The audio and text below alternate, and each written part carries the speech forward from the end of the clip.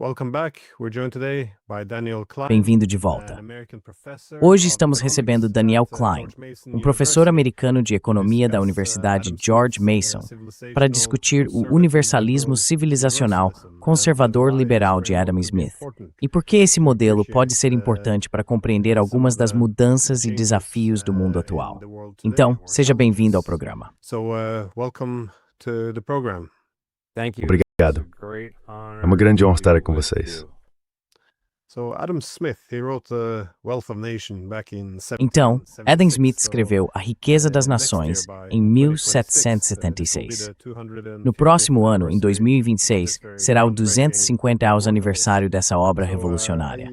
Estou ansioso para ouvir seu argumento sobre como Adam Smith é um universalista, um liberal, um conservador e um pensador civilizacional.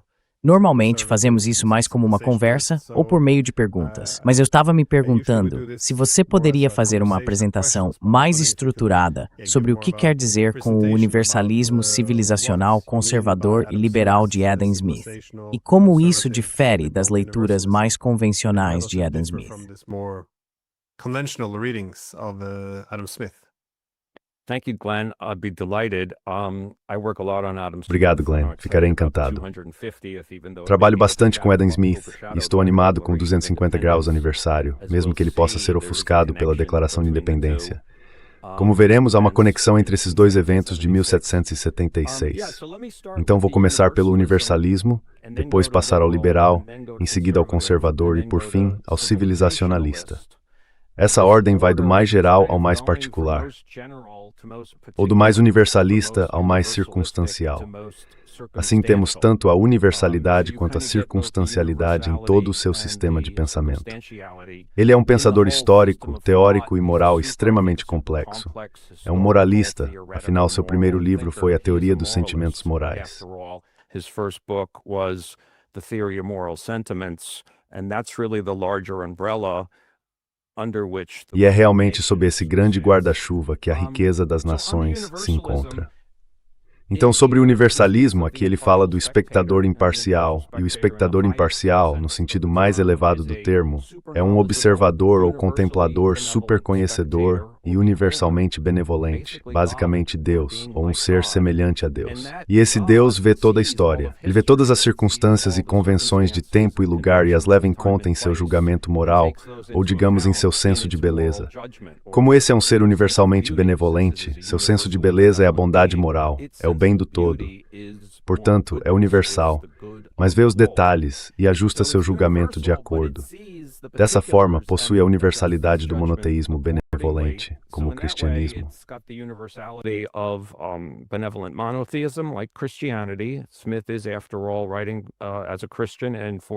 Afinal, Smith escreve como cristão e para um público cristão. Essa é a universalidade, algo bastante comum à ética da cristandade ocidental.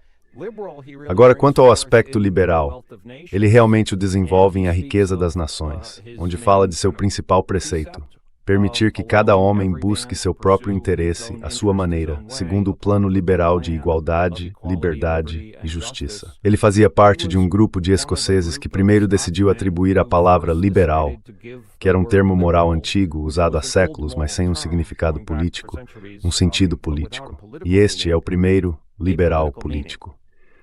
A digitalização dos textos tornou possível provar de forma definitiva que foi esse grupo que deu início ao liberalismo político.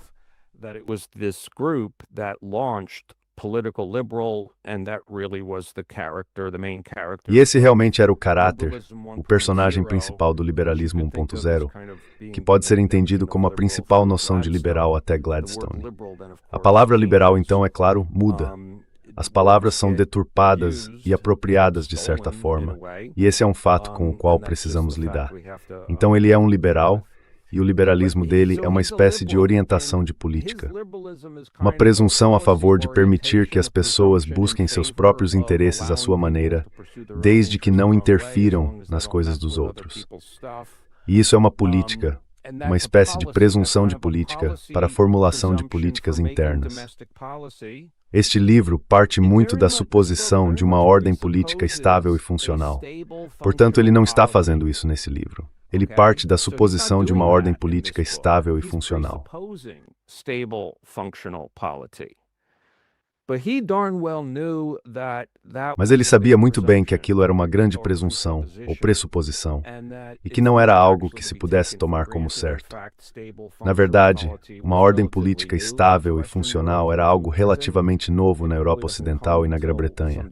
Ela só se consolida algumas décadas depois da Revolução Gloriosa. E, portanto, em seus outros pensamentos e trabalhos, percebe-se essa profunda preocupação com uma ordem política estável e funcional. E isso nos leva à política conservadora. Ele entende que não se pode tomar uma ordem política estável e funcional como garantida. E ele está dizendo, e nesse ponto sua mensagem realmente é, que além de haver, na formulação de políticas, especialmente nas políticas internas, uma presunção de liberdade.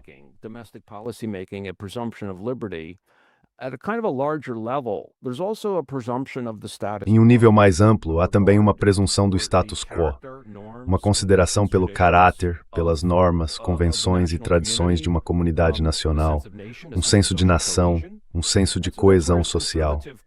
E é aí que entra o conservadorismo dele. Deixe-me dar um exemplo de política em que vejo isso desempenhar um papel importante. Ele é conhecido, nesse trabalho, por defender um mercado livre de igrejas. No entanto, se você ler sua defesa de um mercado livre de igrejas, deve ser a contextualidade em um lugar onde a igreja e o governo nunca estiveram unidos. E especialmente na Pensilvânia.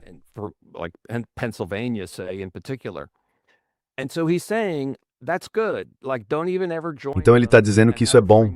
Tipo, nunca se junte a eles e mantenha um mercado livre na religião. Ele fala sobre como isso pode funcionar e por que é bom, mas ele nunca chega a dizer, e portanto também deveríamos desestabelecer a Igreja da Inglaterra. Essa é uma história diferente, um contexto diferente.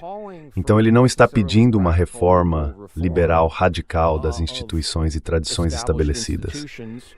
É aí que eu diria entra a parte conservadora. Agora, sobre o civilizacionalista, que é o mais relevante de certo modo para o seu podcast. Porque eu penso nisso até certo ponto como sendo sobre como a coletividade interage ou se relaciona com outras coletividades.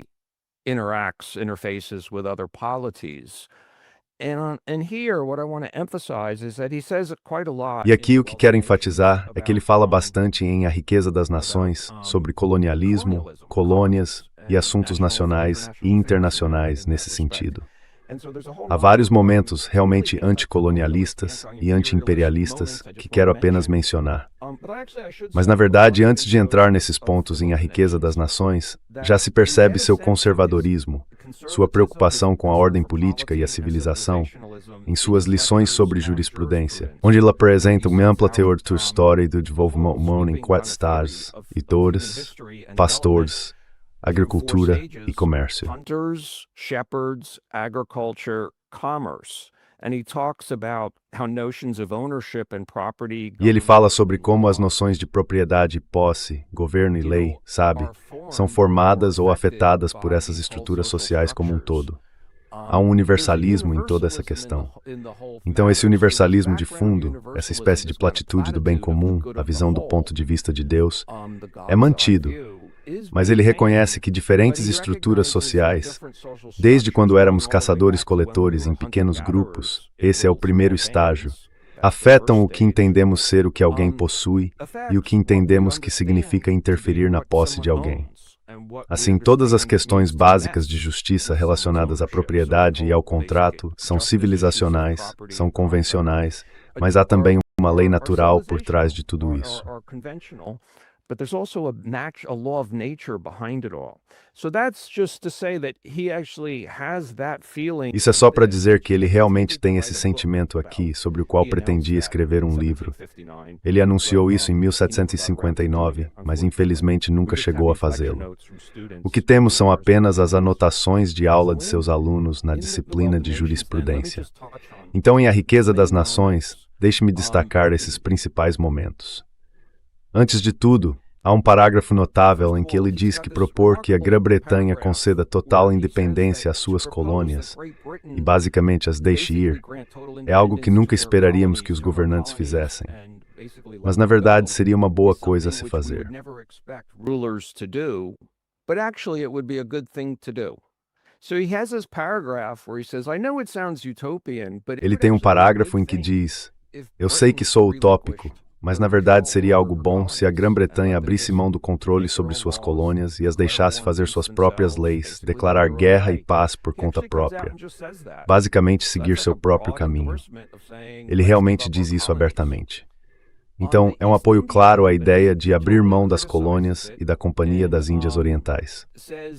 Ele a critica totalmente e afirma: nenhum dos papéis parecem mais incompatíveis do que os de comerciante e soberano.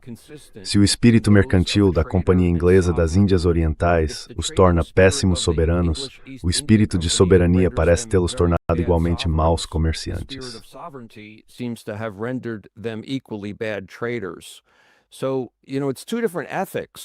Então veja, são duas éticas diferentes: o comércio e o governo, ou o ato de governar. E ele sabe muito bem que esse incentivo para buscar uma renda honesta, que ele concede em A Riqueza das Nações, que ele autoriza moralmente em A Riqueza das Nações, não se aplica à política e ao governo. Não se autoriza moralmente as pessoas a aumentarem sua renda na política. Precisamos de um tipo diferente de virtude, um tipo diferente de ética na política. E ele está dizendo que ao misturar governo e comércio na Companhia das Índias Orientais, isso basicamente resultou em um desastre. Ele é a favor de deixar a carta expirar. Quer encerrar completamente a Companhia das Índias Orientais junto com os americanos.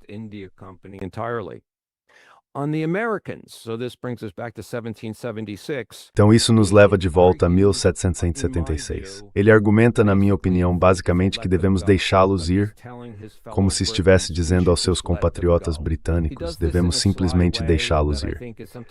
Ele faz isso de uma maneira sutil que acho às vezes é mal compreendida, mas podemos falar mais sobre isso depois. Mas eu acho que claramente essa é a mensagem subjacente. E antes de chegarmos a esse parágrafo final, deixe-me apenas mencionar algo de A Teoria dos Sentimentos Morais, a condenação dele à escravidão, que, como você sabe, se relaciona com o colonialismo. E ele tem essas duas frases incríveis que considero a parte mais comovente de A Teoria dos Sentimentos Morais.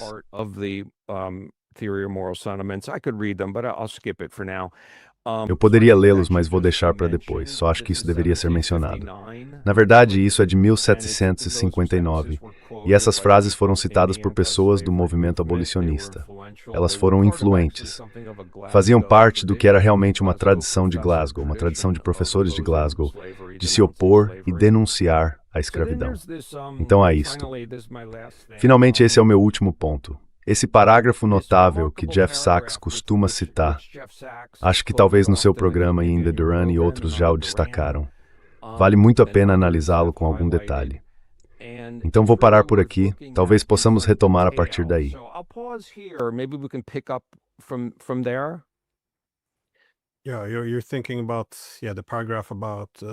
Sim, você está pensando no parágrafo sobre a necessidade de mais igualdade econômica no mundo, menos assimetria. Bem, eu o tenho aqui porque eu acho interessante, pois muitas vezes, acho que é um problema quando qualquer teoria econômica se torna uma ideologia, acabam se omitindo esses detalhes. Mas achei isso bastante interessante também, e até no meu último livro citei esse parágrafo. Porque sim, Adam Smith reconhece que o comércio, de modo geral, é algo bom. Ele une o mundo, conecta as pessoas. E é por isso que ele também reconheceu que a passagem para as Índias Orientais e para a América foram as duas grandes descobertas, porque ajudaram a conectar o mundo inteiro. It helped to reconnect or connect the world, all the world together. But then he does go on, recognizing Mas então, ele continua, reconhecendo que isso realmente trouxe alguns problemas, porque como ele escreve, a tendência geral parecia ser benéfica. No entanto, para os nativos, tanto das Índias Orientais quanto das Ocidentais, todos os benefícios comerciais que poderiam ter resultado desses acontecimentos foram afundados e perdidos nas terríveis desgraças que eles ocasionaram. Essas desgraças, ele diz, parecem ter surgido mais por acaso do que por qualquer coisa inerente à natureza desses próprios eventos. No momento específico em que essas descobertas foram feitas, a superioridade da força era tão grande do lado dos europeus que eles puderam cometer, impunemente, todo tipo de injustiça naquelas terras distantes. Every sort of injustice in those remote countries. Hereafter, perhaps the natives of those countries may grow stronger. Daqui em diante, talvez os nativos desses países se tornem mais fortes, ou os da Europa se tornem mais fracos, e os habitantes de todas as partes do mundo alcancem aquela igualdade de coragem e força que, ao inspirar medo mútuo, pode sozinha conter a injustiça das nações independentes e levá-las a algum tipo de respeito pelos direitos umas das outras. Mas nada parece mais propenso a estabelecer essa igualdade de força do que a comunicação mútua do conhecimento e de todos os tipos de avanços, que um comércio amplo de todos os países para todos os países, naturalmente, mais do que necessariamente, traz consigo.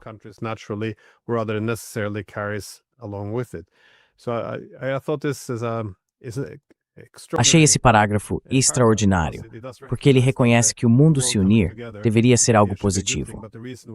Mas o motivo pelo qual isso se manifestou de forma colonial, extrativa e exploratória foi porque a distribuição de poder estava extremamente desequilibrada para um lado.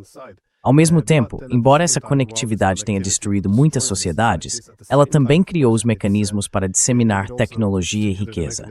E, à medida que começamos a ter mais igualdade ao redor do mundo, essa forma tão extrativa e exploratória de relações econômicas começará a dar lugar a algo mais pacífico e harmonioso.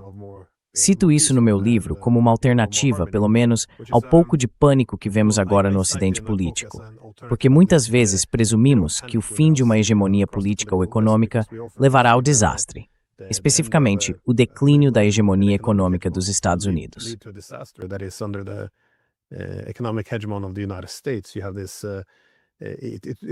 Você tem isso. Isso realmente proporcionou uma certa estabilidade, assim como aconteceu com os britânicos. Se existe um poder central, em termos de tecnologias, indústrias, controle dos mares, bancos, moeda, então isso imediatamente impede a rivalidade e pode ter um efeito estabilizador, porque todas as economias estão ligadas a nações que tendem a competir por segurança. É por isso que há tanta preocupação. Mas eu gosto disso, porque também traz alguma esperança de que, à medida que a distribuição de poder muda, não se trata de ser a favor ou contra. Essa é apenas a realidade.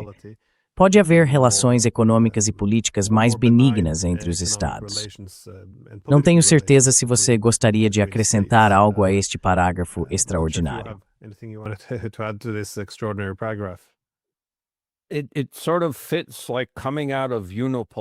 Isso meio que se encaixa com a saída da unipolaridade, a disseminação do poder e da tecnologia que agora está finalmente cumprindo, pode-se dizer, a previsão de Smith sobre uma maior igualdade de forças e respeito mútuo em um mundo multipolar. Talvez existam outros momentos na história em que o que ele descreve também se encaixe, mas parece combinar bem com, digamos, o período pós-anos 1990 ou algo assim. Faz sentido? Certo, é. Outro ponto sobre o parágrafo que acho ótimo é que no final ele fala sobre os benefícios do comércio.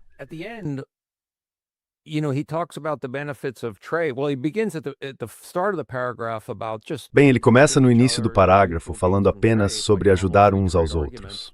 Ganhos mútuos com o comércio, como nos argumentos normais de livre comércio. Mas no final do parágrafo, ele destaca que um dos benefícios indiretos e de longo prazo do comércio é que isso vai gerar mais igualdade de força e, portanto, criar um melhor equilíbrio de poder, com menos exploração e hegemonia. Então, ele vê esse benefício trágico de longo prazo vindo do próprio comércio.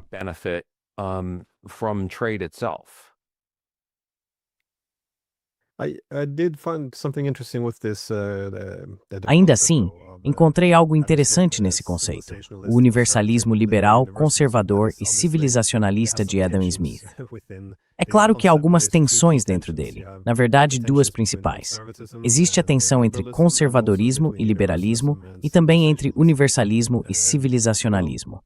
Normalmente, entre o conservador e o liberal, quando temos o Estado-nação liberal, isso serve como uma boa demonstração dessas contradições, que talvez devam existir. Por exemplo, o Estado-nação representa unidade ou identidade de grupo baseada numa identidade compartilhada, conservando estruturas tradicionais, como cultura, língua, fé e tudo mais. Culture, language, faith, all of the above, and Por outro lado, há o liberalismo, em que é direito do indivíduo criar um espaço autônomo, afastado dessas identidades coletivas. Mas também se vê hoje a mesma tensão entre universalismo e civilizacionalismo, porque atualmente os Estados Unidos costumam representar o universalismo, a suposição de que existe um único caminho para o desenvolvimento, um conjunto universal de valores, e isso é apresentado como uma forma de unidade para a humanidade. Mas o contra-argumento, é claro, é que isso gera desigualdade soberana. Se você diz que esses são valores universais e que somos seus defensores, então deveríamos ter o direito de interferir em qualquer lugar, enquanto ninguém deveria interferir em nós, porque já incorporamos esses valores. Portanto, há aí tanto um lado positivo quanto um negativo.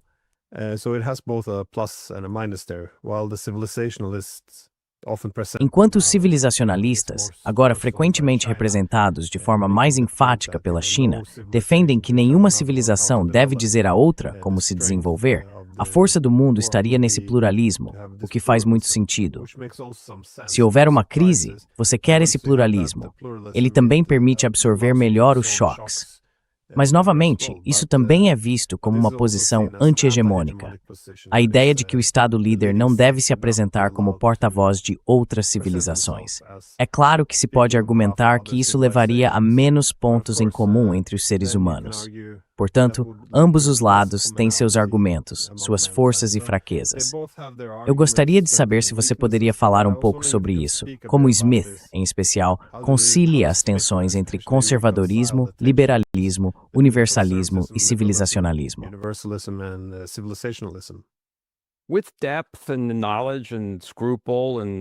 Com profundidade, conhecimento, escrúpulo e erudição, grande conhecimento histórico, ele era profundamente imerso em história. E você está destacando essa ideia de Smith como um pensador do tipo tanto quanto, em vez de um pensador ou, dicotômico. Ele tende a abraçar ambos os lados das dicotomias que as pessoas às vezes propõem, como aquela entre universalismo e civilizacionalismo. Da mesma forma, entre, digamos, consequencialismo e deontologia na ética. Ele abraça ambos, ele os vê como duas asas da ética, e é preciso ambas as asas para voar. O contraste entre universalismo e civilizacionalismo, acredito, fala muito sobre o geral e o particular na ética. E isso faz parte dessa visão ampla e expandida da ética política, dos assuntos nacionais e da história humana.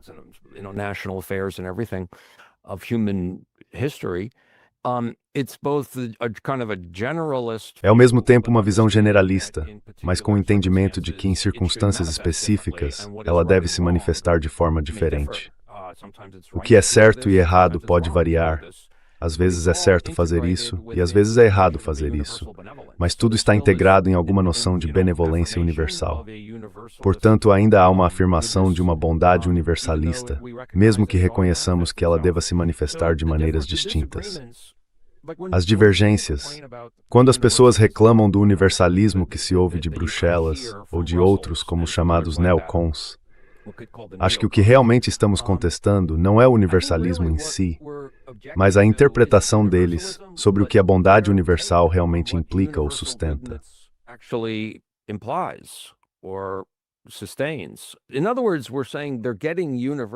Em outras palavras, estamos dizendo que eles estão entendendo o universalismo de forma errada. Não é que sejamos contra o universalismo. Essa é a minha visão. Isso é algo sobre o qual já reclamei com você, Glenn, pessoalmente, nas minhas pequenas anotações para você, das quais tenho certeza que você recebe muitas.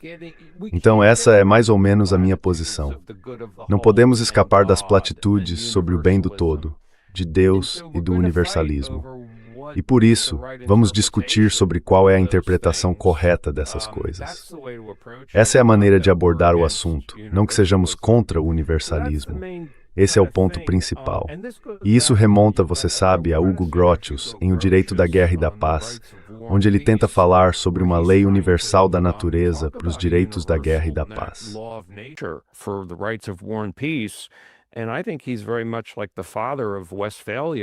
E eu acho que ele se assemelha muito ao pai de Westfália, de quem você fala. A noção de igualdade de soberania, equilíbrio de poder e todas aquelas coisas que vimos naquele parágrafo que você acabou de ler, sobre chegar a algum tipo de modus vivendi entre pessoas com poderes de força equivalentes. Sabe, eu penso no slogan "uma sociedade armada é uma sociedade educada", certo? Então isso tem um pouco a ver com o universalismo e o civilizacionalismo. Quanto ao liberal e ao conservador, não vejo uma correspondência exata, como entre o geral e o particular, mas sim um foco em duas facetas diferentes da política.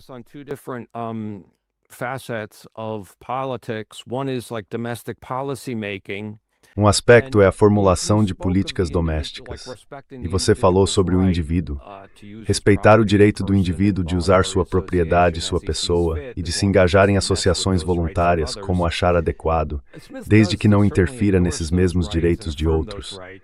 Smith certamente apoia e afirma esses direitos. Eles não são os direitos mais elevados, mas são direitos significativos, são presumidos. Mas, de certo modo, acho que a compreensão mais adequada do liberalismo original é a oposição à governamentalização dos assuntos sociais. Basicamente sustenta que o governo não possui bons mecanismos de correção. Assim, se certos assuntos sociais, digamos a educação das crianças, o ambiente de trabalho e assim por diante, forem assumidos, não precisa ser apenas economia, trata-se de outros assuntos sociais, como as igrejas.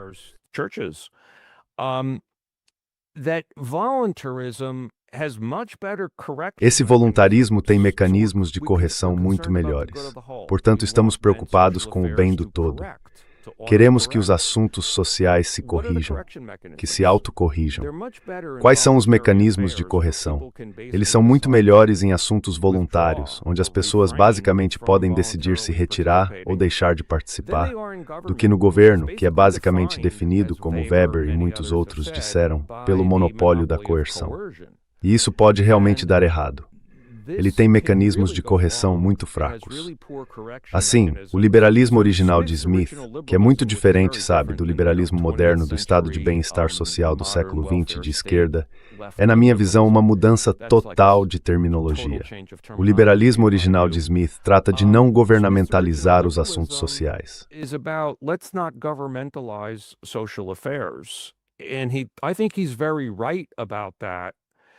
E eu acho que ele está muito certo sobre isso. E isso é muito importante. Espero que as pessoas entendam bem. É aqui que entra a economia de livre mercado e o tipo de raciocínio que a acompanha. Essa é uma verdade muito forte, na minha opinião, sobre o bem social em uma sociedade estável e funcional, que a governamentalização basicamente é ruim em geral. Então precisamos de um nome para isso. E é importante perceber que qualquer nome que se estabeleça vai acabar sendo abusado e deturpado. Podemos muito bem continuar com o nome original que Smith e seus colegas usaram por 100 anos, e essa palavra é liberal. Então esse é o segundo ponto de discordância que tenho com você, Glenn.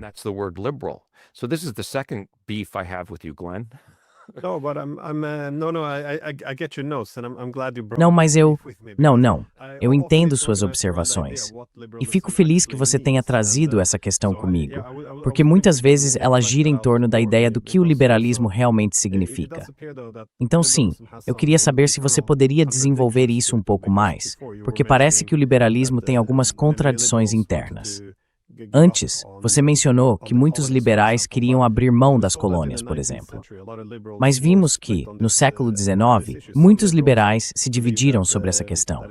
Alguns liberais britânicos, acreditavam que seu império ajudava a espalhar os ideais liberais sob, é claro, a liderança britânica, enquanto outros viam o império como uma contradição ao liberalismo. Isto é, privando os povos da autodeterminação, de encontrar seu próprio caminho.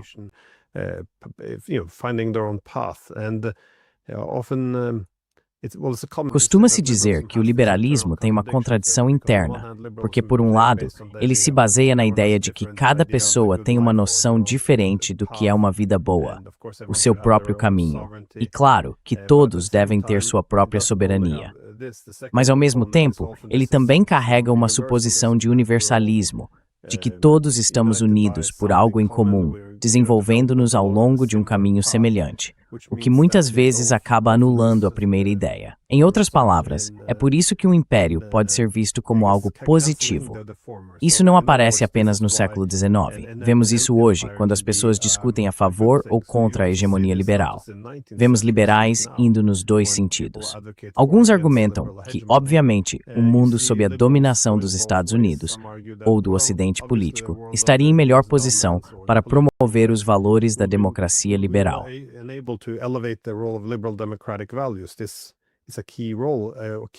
Esse é um argumento central por trás da hegemonia liberal. Mas também há liberais que apontam que a hegemonia liberal viola a soberania de outros e se torna muito antiliberal por natureza. Então é possível ver alguma verdade em ambos os argumentos. Acho que isso também pode ser estendido para questões internas. Por um lado, os liberais dizem que querem ser tolerantes. Tudo deve ser aceito. Assim, quando se trata de imigração, casamento entre pessoas do mesmo sexo, ideologia de gênero, secularismo e assim por diante, eles enfatizam a aceitação. Mas, ao mesmo tempo, existe essa noção de universalismo, que diz que não basta respeitar essas coisas. É preciso que todos compartilhem exatamente a mesma opinião. Assim, o liberalismo acaba se tornando quase uma religião do universalismo. O resultado é uma posição em que os liberais são muito abertos à imigração.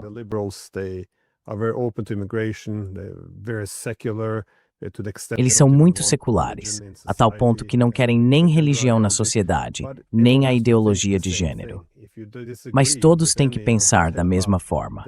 Se você discorda de qualquer uma dessas coisas, não há muita tolerância para você dentro da ideia presumida de uma vida boa. Se você argumenta que o casamento deve ser entre um homem e uma mulher, que isso é o mais importante para preservar a instituição, essencialmente não haverá tolerância para você. Então, há sempre essa contradição entre reconhecer que todos temos visões diferentes sobre o que é uma vida boa e a suposição do universalismo. Eu queria que você explicasse isso melhor, porque acho que é aqui que talvez nós dois discordemos. O que devo acrescentar é algo bom.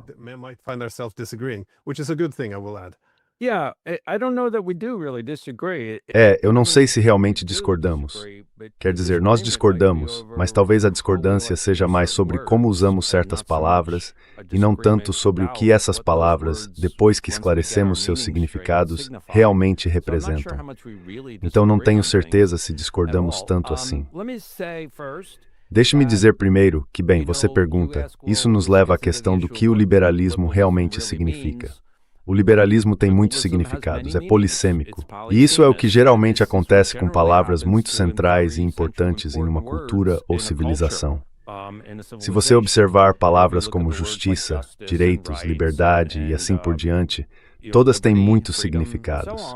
Acho que é nossa responsabilidade reconhecer que existem esses múltiplos significados e precisamos pensar em qual deles o falante está se referindo quando usa a palavra.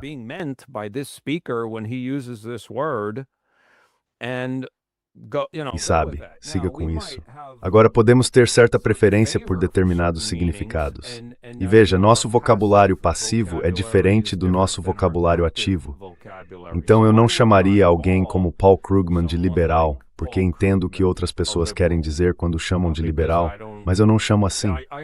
E, portanto, quando você se refere a certos liberais, que são a favor da censura, ou basicamente intolerantes, que não estão dispostos a permitir que cada pessoa busque seus próprios interesses à sua maneira, incluindo sua fala, suas associações e assim por diante. Quero dizer, ele se chama de liberal, mas eu não o chamo de liberal. Eu entendo que ele se chama assim porque existem diferentes significados de liberal, certo? Existem certos significados de liberal que eu acho que de certo modo são verdadeiros.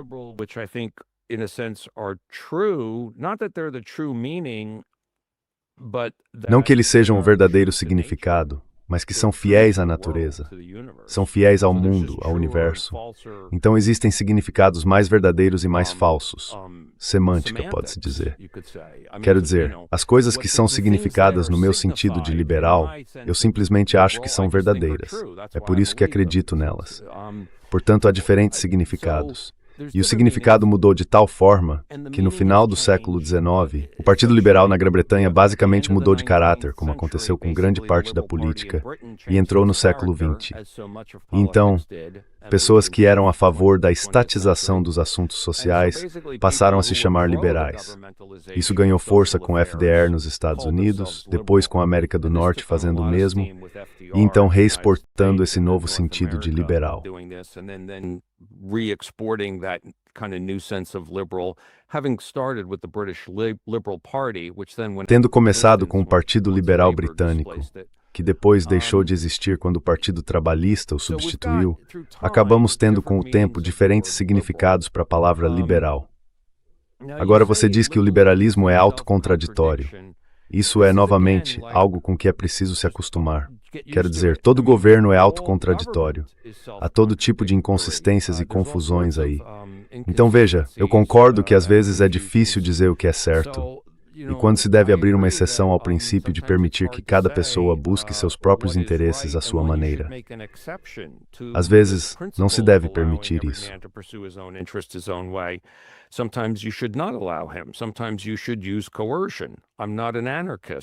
Às vezes é preciso usar coerção. Eu não sou anarquista. Smith não era anarquista. Isso porque existe uma ética superior, uma justiça superior acima do simples princípio da liberdade. Certo.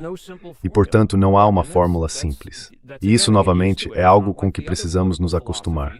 Não é como se as outras filosofias políticas tivessem fórmulas simples também. Elas também têm suas próprias contradições e paradoxos.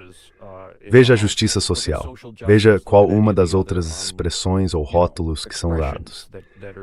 Não precisamos ir ao órgão to this world da melhor forma possível. We got to wrestle with them as best we can.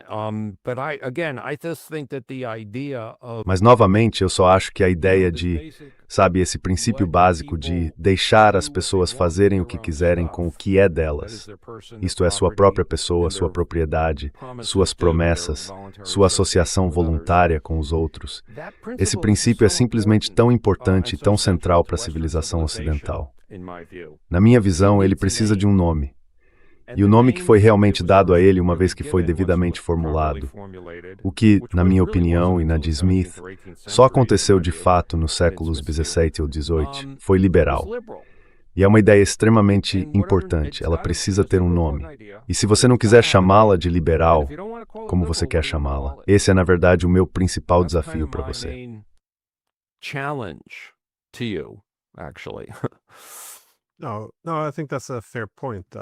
Não, acho que esse é um ponto justo. Acho que o problema é que quando ideias se tornam ideologias, elas geralmente se tornam difíceis de criticar. Mas quando alguém aponta as contradições internas dentro do liberalismo, não é para jogá-lo fora. É para mostrar que, enquanto você puder criticar essas contradições internas, você consegue administrá-las. Só temo que com as ideologias, elas tendem a encobrir essas contradições e acabam não sendo questionadas. É muito parecido com o que você disse antes. Gosto daquela analogia do pássaro com duas asas. Quando você vê a polarização, por exemplo, entre a ideia liberal e a conservadora, quando um lado vence, todos perdem. Você não quer conservadores sem o equilíbrio liberal, e eu também não quero liberais sem o equilíbrio conservador.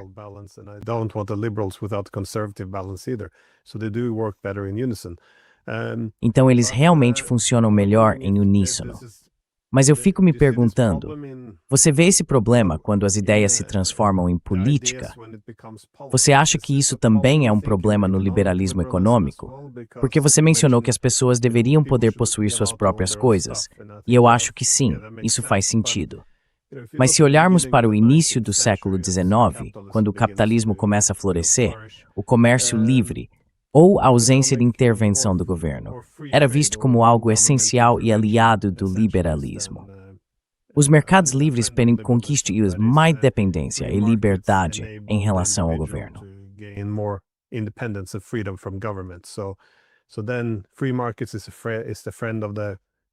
Então, os mercados livres são amigos do indivíduo porque limitam o Estado. Mas no final do século XIX, quando se observa toda essa concentração de poder econômico em diferentes oligarquias, surge uma nova classe de liberais que percebe que o que ameaça a liberdade do indivíduo são esses desenvolvimentos oligárquicos. De repente, os liberais passam a ver o Estado como um aliado que pode intervir no mercado para redistribuir a riqueza, essencialmente. E hoje, se você for a diferentes países ao redor do mundo, aqueles que se chamam de liberais querem dizer coisas muito diferentes. Who refers to themselves as liberals, it's very different. In some countries, it's like in the US, the liberals. Em alguns países, como os Estados Unidos, são os liberais que defendem a redistribuição. Se você for à Austrália, é o contrário. São as pessoas que querem que o livre mercado conduza as coisas. Então, liberal significa exatamente o oposto lá. E claro, isso depende de qual momento histórico estamos observando, quando a ideia de liberdade individual se traduz em uma política específica. Quero dizer, quem estamos defendendo? Estamos aliados ao livre mercado contra o Estado, ou ao Estado contra o livre mercado, por causa das tendências oligárquicas que ele gera. Você entende?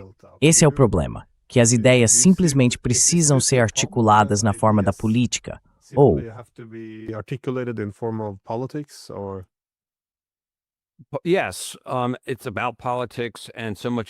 Sim, é sobre política. E grande parte do discurso vem da política, com certeza. A política usa essas palavras que os pensadores desenvolvem, que a cultura desenvolve, como ferramentas para vencer na política. O que você disse sobre a evolução e os diferentes significados de liberal está absolutamente certo. Deixe-me deixar uma coisa bem clara. A noção de liberal de Smith não é algum princípio supremo ou trunfo ético. Não é como se a justificativa para o liberalismo fosse o próprio liberalismo. A justificativa para o liberalismo é o espectador imparcial, é o universalismo, é Deus, se preferir, é o bem do todo. Portanto, o liberalismo corretamente entendido não tenta se justificar por si mesmo. Quero dizer, ele tenta justificar.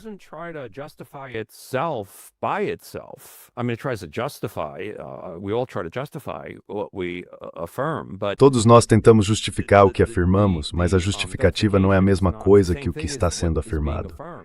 Então veja, os problemas que surgem com liberdade individual em excesso, liberdade simples demais, significam que é preciso comprometer a liberdade. E não fingimos que isso realmente aumenta a liberdade. Não, isso a reduz, mas é em prol do bem do todo. Você mencionou a questão da concentração. E essa é uma questão interessante. Acho que isso pode acontecer e há problemas. Mas muitas vezes o diagnóstico está errado. Na verdade, é como, bem, vamos colocar assim. O governo, na maioria das vezes, não está realmente melhorando o problema.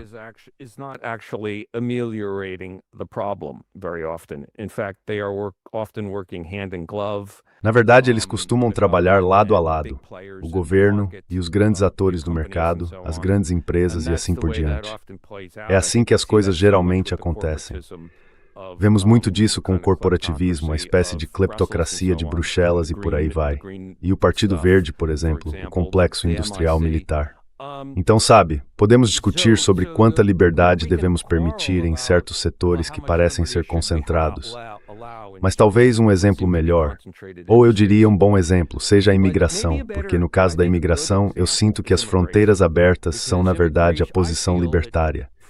E eu me oponho e rejeito as fronteiras abertas. Muitos dos meus colegas na Universidade George Mason defendem as fronteiras abertas, em especial Bryan Caplan.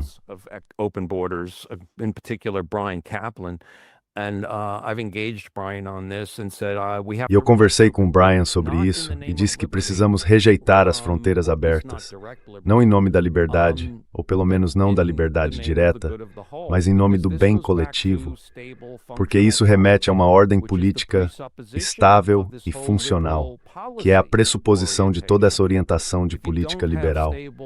Se você não tem uma ordem política estável e funcional, toda a sua aspiração por uma política liberal dentro do país fica muito comprometida, muito duvidosa. Então acho que é aqui que o conservadorismo entra em ação. Não podemos ter uma imigração em massa descontrolada. Portanto, eu rejeito a liberdade nesse ponto. E faço isso com base em um princípio mais amplo, o bem coletivo.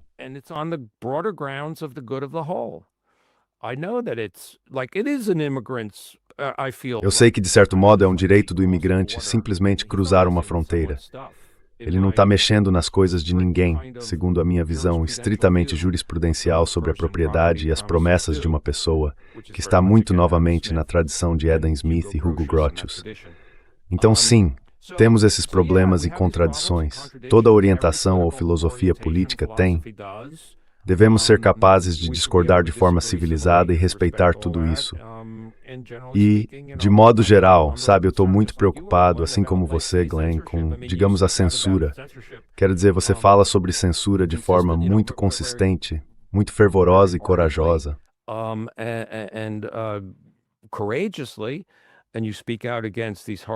E você se manifesta corajosamente contra essas coisas horríveis na política externa. E isso é uma questão de permitir que Glenn siga seus próprios interesses à sua maneira, usando sua própria voz, seus próprios dedos, seu próprio site, seu próprio computador. E isso é liberdade. Então veja, é aqui que precisamos de liberdade. A liberdade de expressão é a coisa mais básica, mais fundamental. Não se trata tanto de economia. Trata-se realmente de toda essa questão de liberdade, de liberalismo. Trata-se de não interferir nas pessoas, de permitir que cada um siga seus próprios interesses à sua maneira. Então, sim, eu realmente acho que liberal é o termo certo. Yeah, so I just think liberal is the term, actually. I don't know what that makes sense. Eu não sei. Concordo. Acho que é isso que eu gosto no liberalismo, quando ele é um dos componentes e não a solução mágica que necessariamente resolve tudo. Acho que, como você disse, a defesa das liberdades individuais é algo bom. Mas, ao mesmo tempo, é preciso reconhecer que os seres humanos são animais sociais. Ou seja, eles se organizam em grupos. Precisamos, sabe, de pontos em comum. Somos socializados em grupos. É aí que o indivíduo prospera. Então, não é que o liberalismo seja ruim, ou que a conformidade seja boa. Acho que o ideal é ter esse equilíbrio entre o coletivo individual.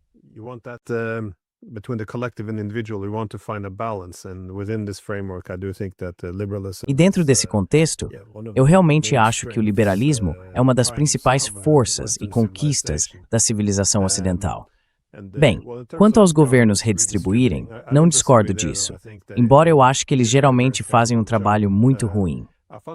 Acho interessante que até os marxistas costumam apontar que o problema do comunismo era a distribuição do poder, que eles simplesmente entregaram a oligarquia ao Estado.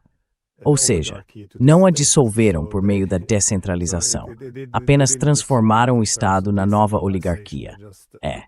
Mas acho que o ponto ao qual quero chegar é que até David Ricardo já dizia que não gostava dessa conclusão.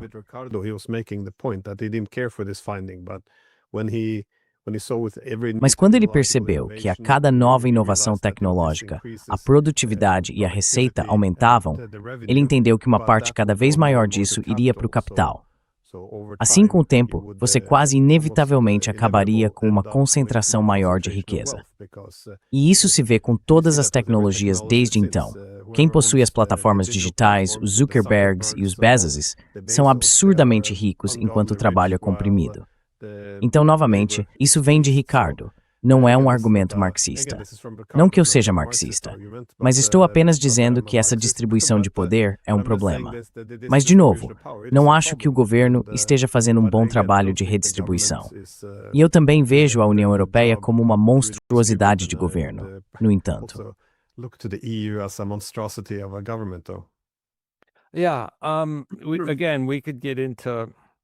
Novamente, poderíamos discutir como entender alguns desses problemas. Eu não acredito necessariamente que uma grande inovação tecnológica leve, por si só, a uma grande concentração, porque se outras pessoas puderem, se as economias de escala puderem ser reproduzidas, é possível haver concorrência, talvez apenas em uma distância e escala maiores, entre, digamos, a produção agrícola, ou a produção de aço, ou algo do tipo. Existem economias de rede, isso é verdade, e, portanto, a concentração acontecerá mesmo em um mercado livre, sem dúvida. Nesse sentido, existem certos monopólios naturais.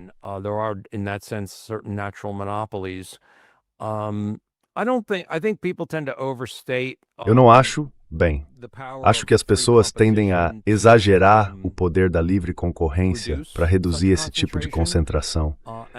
E, novamente, quando você começa a pedir que o governo resolva o problema, está transformando a questão em algo governamental, de um modo que pode ser desviado em várias direções. por meio de diferentes incentivos e jogos políticos que não eram o que você tinha em mente. Mas, mais uma vez, fica a questão, mesmo que o governo não piore a situação, de como exatamente ele vai melhorá-la de uma forma útil e inteligente.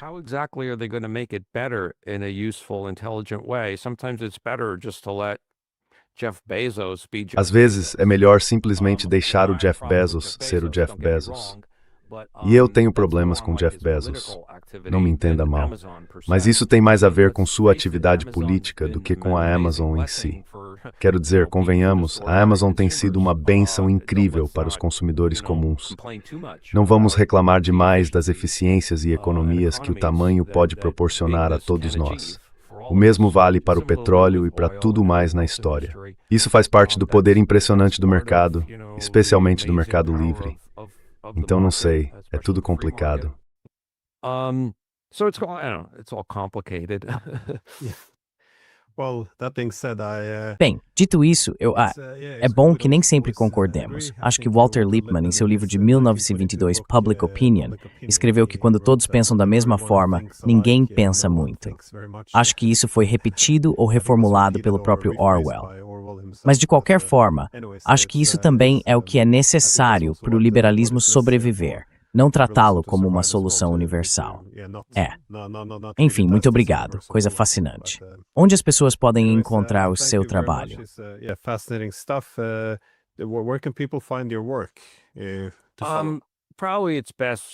Provavelmente é melhor simplesmente pesquisar no Google por Daniel Klein, George Mason University e ver o que aparece.